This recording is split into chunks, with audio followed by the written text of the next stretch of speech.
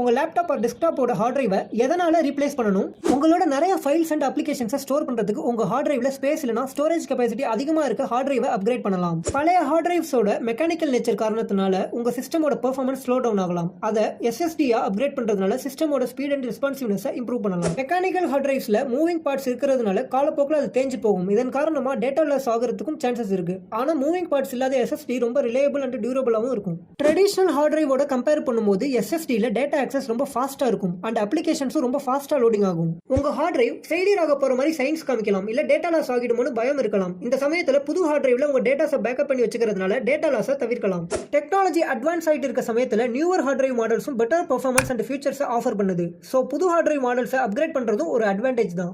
உங்களோட தேவை சூழ்நிலையை பொறுத்து நீங்க உங்க ஹார்ட் டிரைவ்ஸை ரீப்ளேஸ் பண்ணிக்கோங்க. இந்த மாதிரி ஹார்ட் டிரைவ் ரீப்ளேஸ்மெண்ட் நாங்க டிகேஎஸ் சிஸ்டம்ஸ்ல பண்ணிட்டு இருக்கோம். உங்களுக்கு ஏதாவது டவுட்ஸ்னா டிஎம் பண்ணுங்க. டெக் தொடர்பான வீடியோஸ்க்கு எங்க சேனலை ஃபாலோ பண்ணிக்கோங்க.